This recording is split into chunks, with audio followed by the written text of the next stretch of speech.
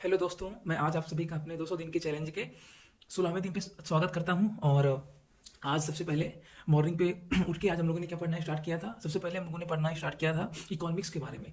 तो इकोनॉमी के बारे में, तो इकोनॉमी में आज हम लोगों ने क्या पढ़ा कि भाई इकोनॉमी में आज हम लोगों ने पढ़ा था अधोसंरचना के बारे में। जो संरचनाएं होती हैं, गवर्नमेंट कौन कौन से इसके लिए स्कीम्स चलाती है, जैसे पीएलआई स्कीम चला रही है ना आदमी, पीएम गति शक्ति योजना चला रही है। तो जो तरह तरह की जो योजनाएं हैं, तो इनके बारे में हम लोगों ने पढ़ा। इससे पहले हम लोगों ने क्या पढ़ा था, इससे पहले हम लोगों ने इकोनॉमिक्स में आज वो पढ़ा था, क्या बोलते हैं, आज हम लोगों ने म्यूचुअल फंड के बारे में पढ़ा और बॉन्ड्स के बारे में, कुछ बॉन्ड्स जो रह गए थे उनके बारे में हम लोगों ने पढ़ा। आज हम लोगों ने पढ़ा चुनावी बॉन्ड के बारे में भी।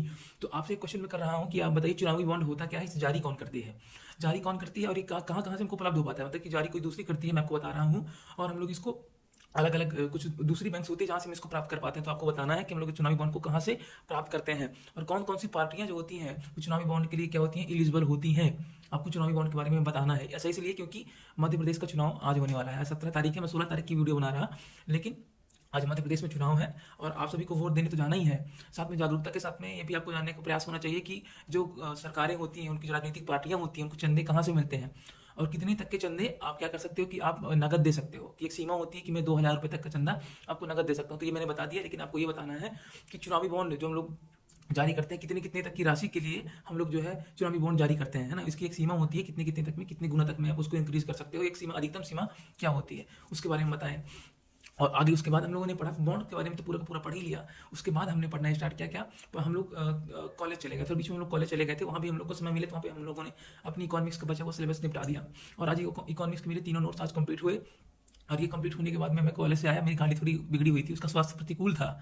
तो हमने उसको अनुकूल करने के लिए बोले भाई 1 घंटा दे देते हैं, आधा घंटा 45 मिनट लगे, मेरी गाड़ी एकदम एकदम स्वस्थ बना दी भैया हमारे। और गाड़ी हमारी होगी ठीक। उसके बाद हम आए, गाड़ी ठीक होने के बाद में हम आए और उसके बाद हमने भोजन बनाया। चूँकि 4-5 बज गए थे खाना बनाते बनाते, तो भोजन किया। चाय पिया हुआ था पहले, तो भूख बहुत मार देती है। उसके बाद मैंने चाय पिया, चाय के बाद मैंने भोजन खाया। भोजन के बाद मैं नहाया धोया, चूँकि कल नहीं नहाया था मैं, शरीर थोड़ा अजीब लग रहा था। भोजन करने के बाद में मैंने पढ़ना स्टार्ट किया हिंदी साहित्य के बारे में। हिंदी साहित्य में हमने क्या पढ़ा, हिंदी साहित्य में हमने पढ़ा, कल पढ़ा छायावाद से संबंधित जो क्वेश्चंस थे हमने उनको सॉल्व किया। और मतलब कि कुछ दो दो क्लासेस का हम लोगों ने करीब करीब रिकैप करना स्टार्ट कर दिया। उसके बाद में क्या किया, उसके बाद हमने किया आपका इथिक्स में बनने क्या पढ़ा कि जो भावनात्मक जो बुद्धिमत्ता होती है, इमोशनल इंटेलिजेंस, उससे संबंधित क्वेश्चंस किए। और उसके भी करीब करीब हमने एक लेक्चर्स का पूरा पूरा रिकैप किया। उसमें थोड़ा बहुत हम लोगों ने वो किया, पूरा का पूरा उसको देखा कि अपन के क्या क्या इसके अंतर्गत में आ रहे हैं। और इसके बाद में टाइम हो जाता है, आज रात के बज जाते हैं करीब करीब 1 से 1:30, और बनाने का टाइम होता है मेरा खाना 1 से 1:30 बजे। लेकिन होता ये है कि संपूर्ण प्रक्रियाओं के दौरान विकास भैया को आ जाती है बहुत ज़्यादा नींद, ताकि वो भी थे। सो गए यार हम लोग 1-1:30 बजे।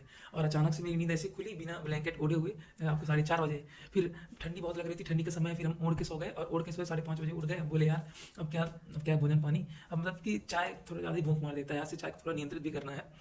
तो चलिए, आज की प्रक्रिया होती है समाप्त। और आज है चुनाव मध्य प्रदेश में। आप सभी से निवेदन है मेरा कि चुनाव दीजिए। हाँ, और एक बात और ये कि आप सब जागरूक हैं और हमको जागरूक होने की आवश्यकता भी है। यदि आप किसी भी को वोट देना चाह रहे हैं, और वोट आप किसके लिए दे रहे हैं, यदि कोई भी पार्टी आपको लालच दे के वोट का प्रयोग कर रही है, तो समझ लीजिए कि आज आपको लालच देगी, कल आपको गर्त में डाल देगी। मैं किसी एक विशेष पार्टी की बात नहीं कर रहा महोदय, आप किसी भी पार्टी में देख लो, जो पार्टी आपके कौशल विकास को बढ़ाने की बात करे, आप में एक मतलब कि रोजगार, भविष्य में रोजगार आप पाएं, उसके लिए आपको प्रशिक्षित करने का प्रयास करें। आप प्रयास करिए कि आप उसको वोट दें, ना कि आज मैं आपको घर दे रहा हूँ फ्री में, मैं आज आपको इतना पैसा फ्री में बांट रहा हूँ। हर एक पार्टी की यही है। अभी बहुत सारी योजनाएं मध्य प्रदेश में ऐसी हैं, लेकिन दूसरी पार्टियां भी लगभग ऐसी ऐसी ही प्रावधान ला रही हैं। आपको सोचना है कि मैं ऐसी पार्टी को वोट दूं मतलब कि जिसमें मेरे यहाँ अवसंरचना को सुधार करने का प्रयास किया है। और मतलब ये आपकी खुद की नैतिक इच्छा होगी, मतलब कि आपके खुद के अंतर्मन का वो होगा कि कौन सी पार्टी अच्छा काम करेगी। हाँ, और भ्रष्टाचार लेके आप देहात में यदि कोई आज 1,000 रुपये आपको दे रहा है, घूस लेके यदि आप किसी को वोट दे रहे हैं, तो आप अपने लिए गड्ढा खोद रहे हैं। तो अतः आपसे निवेदन है कि वोट दीजिए, अपने अधिकारों का प्रयोग करिए। हाँ, लेकिन भ्रष्ट होकर यदि वोट देंगे तो अपने लिए आप कब्र खुद ही बना रहे हैं। तो वोट करिए सभी को। आज 17 नवंबर है मध्य प्रदेश में। चलिए ठीक है, इसी के साथ में आज मैं अपनी वाणी को नहीं, आज मेरी यहाँ पे वीडियोस को समाप्त करता हूँ। और आप सभी लोग वोट दीजिए और मेरी वीडियोस को लाइक करिए, शेयर करिए, सब्सक्राइब करिए और खूब पढ़िए, खूब आगे बढ़िए।